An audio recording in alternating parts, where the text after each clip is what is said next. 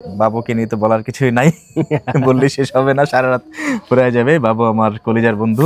তো নায়ক নায়িকা আছে না, ডান্স করে, গান গায়, এগুলো কিন্তু হারাম। সেই হারাম কাজগুলো দেখেও অনেক মানুষ ভাবে কি, যে আমি যদি ওর মতো নায়ক হতে পারতাম, আমি যদি গান গাইতে পারতাম, আমি যদি ডান্স করতে পারতাম। তো হারাম কাজে যদি মানুষ এগুলো করতে চায়, তাহলে হালাল কাজ একটু দেখি যে আমরা মানবিক কাজ করে, যে আমার সারাদিন পরিশ্রম শেষে কমপ্লিট দোকান আর কমপ্লিট আমরা, অনেক ঠান্ডা যে কারণে সবাই জ্যাকেট পরছি। আমরা সন্ধ্যা থেকে রাত 9টা পর্যন্ত বুঝতে পারিনি, তখন একদমই আমরা কাজ করছি। আমরা জাস্ট হাতা কাটা গেঞ্জি পরা ছিলাম, বাট তারপর আমার দেখছি গরম লাগতেছিল। ভাবতেছিলাম কি ব্যাপার, গ্রামগঞ্জে না শীত? হ্যাঁ কবির, যদিও কবির আগে থেকেই প্রস্তুতি নিয়েছিল আর জ্যাকেট পরা ছিল। একটু আগে আর কি জ্যাকেটটা পরছে। এখন কয়টা বাজে দেখি ফোনটা না তো বাবু, এখন বাজে দেখি, এখন বাজে 10:31। এখন বাজে 10:31। এখন আমাদের কাজ শেষ হলো, তো এখন একটু বসলাম টাটা দেওয়ার জন্য। তো বাবু কেমন লাগতেছে? না, খুব ভালো লাগতেছে। আবার কমপ্লিট দোকান হয়েছে, দোকানের পাশে আমরা তিনজন বসলাম। আমাদের তিনজনেরই প্রথমে দোকান সাজানোর যে বিষয়টা, দোকান প্রত্যেকটা পার্ট টু পার্ট সাজানো, কখন আমরা সাজিয়ে নাই, এই প্রথম সাজিয়েছি। কেমন হয়েছে জানি না, আপনারা অবশ্যই জানাবেন। আমরা তো ভাবতেই পারি নাই যে আমরা এত সুন্দর দোকান সাজাতে পারবো, আসলে আমাদের এই এক্সপিরিয়েন্স নাই আসলে। বাট যখন দোকানটা কমপ্লিট হলো, মনে হচ্ছে যে সারা রাত আমরা এখানে বসে থাকবো, এতটাই ভালো লাগতেছে। আর এখানে বসার কারণ আর বসতে থাকার কারণ, যে মন চাচ্ছে সারা রাত বসে থাকবো, এটার কারণ হলো দোকানটা ভালো লাগতেছে। যতক্ষণ দোকানের পাশে বসা, ততক্ষণ আত্মাটা শান্তি পাচ্ছে আর কি। আত্মাটা শান্তি পাওয়ার কারণ হলো কারোর জন্য কিছু করতে পারছি। আপনি তখনই শান্তি পাবেন দুনিয়াতে, আপনি টাকা পয়সা দিয়ে শান্তি পাবেন না কেন? বাট কিছু কিছু শান্তি আছে, যে শান্তিটা আপনি টাকা পয়সাতে কখনো কিনতে পারবেন না, টাকা পয়সাতে পূরণ করতে পারবেন না। সেই শান্তিগুলো আসলে আল্লাহ পাকের তরফ থেকে আসা।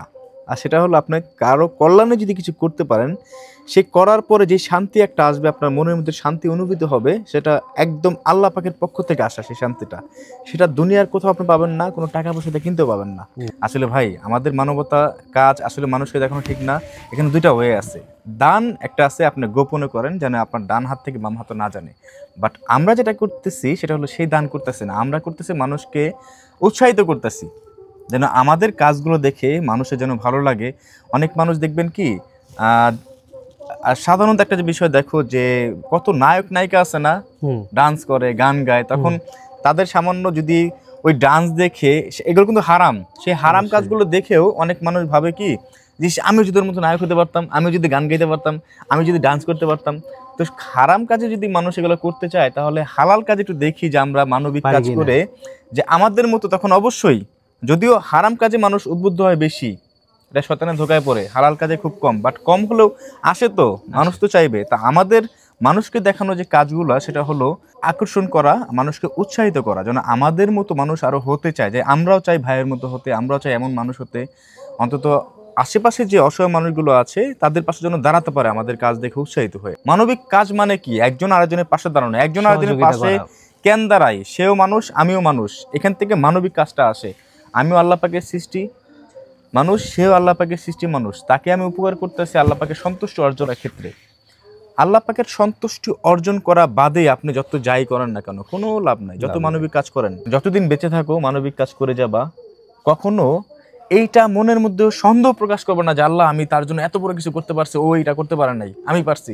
মনের মধ্যে কখনই আনবা না। যখন এটা মনের মধ্যে আনবা, তোমার হোল লাইফ যত মানবিক কাজ করছো সব শেষ, সব সাথে সাথে মুহূর্তের মধ্যে ভ্যানিশ হয়ে যাবে। তুমি যে এত বছর মানুষের জন্য কাজ করছো আল্লাহ পাকের সন্তুষ্টি অর্জন করার জন্য, তুমি যদি মনের মধ্যে এইটা নিয়ে আসো যে আল্লাহ আমি তার জন্য এত বড় একটা কাজ করছি, আর ও পারে না এই কাজটা করতে, বাট আমি পারছি, আমি দেখাই দিলাম মানুষকে, এই জিনিসটা তোমার মনের মধ্যে যদি নিয়ে আসো, সন্দেহ প্রকাশ করো, তোমার হোল লাইফ যত মানবিক কাজ করছো সব শেষ, পানি একদম ফিনিশ হয়ে যাবে। কি হবে, খারাপ কিছু বলছি না? অবশ্যই। আর আরেকটা বিষয় যেটা, যে হানিফ একটু আগে বলছিল কথাটা, যে মানবিক কাজ আল্লাহকে সন্তুষ্ট করার জন্য করে। আরেকটা বিষয় হচ্ছে, এই যে দোকানটা দেখতে পাচ্ছেন, দোকানের পিছনে ঘর আছে, আপনারা এটাও দেখতে পারবেন। এখন এটা তো একজনের দ্বারা সম্ভব ছিল না। হানিফ, আমি, বাবু, কবির যদি চেষ্টা করতাম, চেষ্টা করেও এত বড় একটা উপহার চাচাকে দিতে পারতাম না। এই উপহারটা একমাত্র সম্ভব হয়েছে কিভাবে? একমাত্র সম্ভব হয়েছে দর্শককে নিয়ে কাজ করাতে সম্ভব হয়েছে। তাই আমি বলি, হানিফরে সবসময় বলি যে তোমার যে অডিয়েন্স আছে খুবই ভালো, তোমাকে বিশ্বাস করে, তোমাকে ভালোবাসে, তুমি এরকমভাবে কাজ চিরজীবন মরার আগ পর্যন্ত যতটুকু সম্ভব করবা। ইনশাআল্লাহ তো আল্লাহ পাক। ফুল মেসেজটা ছিল এই যে 10 জন মিলে একটা কিছু করা সম্ভব, একার পক্ষে সম্ভব না। আরেকটা বিষয় বলতে চাই, কবির ও আসলে খুবই সাধারণ থেকে সাধারণ। বাবু তো জানো আমাদের কবির আমাদের বন্ধু, ছোটবেলার বন্ধু, খুবই সাধারণ থেকে সাধারণ। ও খুবই সাধারণ জীবনযাপন করে। মাঝে মাঝে আমার খুব খারাপ লাগে, বাট তারপরও কবির আলহামদুলিল্লাহ বলে যে আল্লাহ আমাকে যেভাবে রাখছে সেভাবে ভালো। হ্যাঁ, তো কবিরের কাছে একটা প্রশ্ন করতে চাই, সেটা হলো কবির, তোমার তো আসলে একদিন কাজ না করলে তোমার ঘরে খাবার যায় না, এটা তো বাস্তব কথা। হ্যাঁ, এটা ছোট করে বলতেছি না, সত্য কথা সবসময় বলা ভালো। আর আল্লাহ পাক যাকে যেভাবে রাখছে তার মঙ্গলের জন্য ভাবে রাখছে, বুঝে শুনে রাখে। তো কবিরে দেখেন, ও যখন যে কাজ পায়, বাবু বলো কবির কি কাজ করে, সবসময় আমি বলি।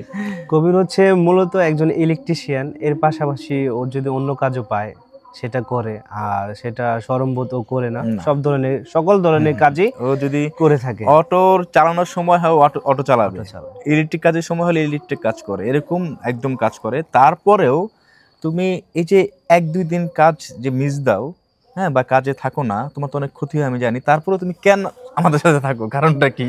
আর আরেকটা বিষয় যে তুমি হানিফের সাথে থাকো, এটা ক্লিয়ার তোমার করে দাও। কয় টাকা দেয়? মানে এই যে আসো, কাজ করো, পরিশ্রম করো, কয় টাকা পাও? তোমাকে টাকা দেয় এটা clear কিসের করো। লোভে, আসলে কিসের এটা- কিসের আশা, কিসের লোভে তুমি আমার সাথে সবসময় থাকো? আমি, ও যত বড় কাজে থাকুক, ওকে আমি ফোন দিই, কবির একটু কাজ আছে যাবা, ও সব কাজ ফেলে রেখে চলে আসবে।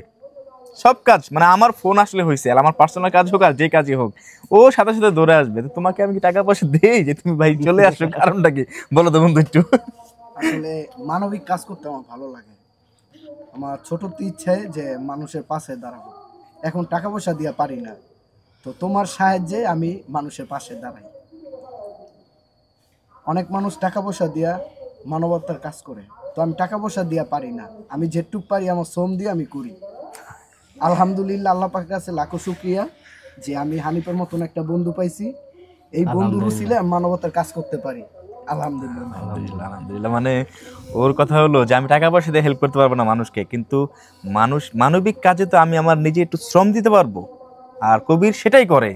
কবিরকে যখন যা বলি, কবির এটা নিয়ে আসো, তো অবশ্যই মানবিক কাজের জন্য ওই মানুষটার সাহায্যের সময় যে কবির এই কাজটা করো, তো দৌড়ায় যাবে, যেটা আমার করার দরকার বা আমি করতে গেলে এই কাজটা তো দেরি হয়ে যাবে, কবির সাথে সাথে এই সম্পূর্ণ কাজগুলো করে। কবির ওটা নিয়ে আসো, তো এটা করো, তো সাথে সাথে ওইটা করে, এভরিথিং সব করে। এভরিথিং। মানে আমার, মানে এক কথায়, মানে মাই হেল্পিং হ্যান্ড কবির।